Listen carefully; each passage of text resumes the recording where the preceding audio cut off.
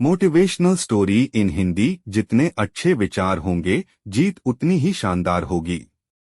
दुनिया में आप लोगों पर कंट्रोल करना सीख लेते हैं तो आप सबसे पावरफुल। लेकिन अगर आप खुद पर कंट्रोल करना सीख लेते हैं तो आपसे महान इस दुनिया में कोई नहीं है। एक बार की बात है, गौतम बुद्ध से उनके शिष्य ने पूछा कि बताइए कर्म क्या है। गौतम बुद्ध ने कहा कि आओ एक कहानी सुनाता हूँ।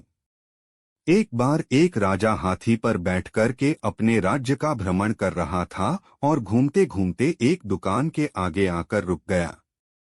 रुकने के बाद उसने अपने मंत्री से कहा कि मंत्री जी, मालूम नहीं क्यों, लेकिन एक विचार ऐसा आया है कि इस दुकानदार को कल सुबह फांसी पर लटका दो। मंत्री इससे पहले कुछ पूछ पाता कि क्या वजह, कैसा, ऐसा क्यों लगा। राजा साहब आगे बढ़ गए। मंत्री से रहा नहीं गया। अगले दिन मंत्री भेष बदलकर आम जनता के भेष में उस दुकान में पहुंचा और देखता है कि वह दुकानदार चंदन की लकड़ी बेचता था। मंत्री जी ने पूछा कि काम धंधा कैसा चल रहा है, तो उसने बताया कि बहुत बुरा हाल है। क्या बताऊं, आप लोग आते हैं, चंदन को सूंघते हैं, प्रशंसा करते हैं, वह बहुत अच्छा है, लेकिन खरीदते नहीं है। बस इसी इंतजार में बैठा हूं कि हमारे राज्य के राजा की मृत्यु हो तो उसकी अंत्येष्टि में चंदन की लकड़ी जाए, बहुत सारी चंदन की लकड़ी खरीदी जाएगी। वहां से शायद मेरे दिन बदलना शुरू।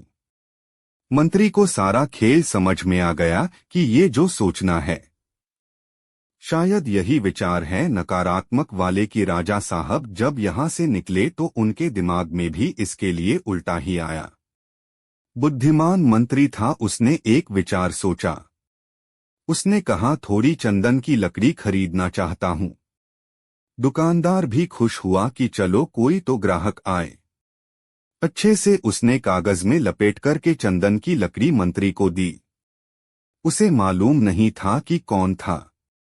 मंत्री अगले दिन दरबार में चंदन की लकड़ी लेकर के पहुंचे और राजा साहब से कहा कि राजा साहब, वो जो दुकानदार था उसने आपके लिए तोहफा भेजा है। राजा बड़े खुश हुए और राजा ने सोचा कि अरे, मैं फालतू में उसको फांसी पर लटकाने की सोच रहा था, उसने तो तोहफा भेजा है। देखा तो चंदन की लकड़ी थी, बड़ी सुगंधित थी। राजा साहब बहुत खुश थे। राजा साहब ने सोने के सिक्के भिजवाए उस दुकानदार के लिए। मंत्री अगले दिन सोने के सिक्के लेकर पहुंचा, वही आम जनता के भेष में। दुकानदार बहुत खुश होकर बोला, अरे, मैं फालतू सोच रहा था कि राजा को चला जाना चाहिए दुनिया से और चंदन की लकड़ी खरीदी जाएगी। राजा साहब तो बड़े अच्छे हैं, दयालु हैं। ये छोटी सी कहानी खत्म हुई तो गौतम बुद्ध ने अपने शिष्यों से पूछा कि बताइए कर्म क्या है।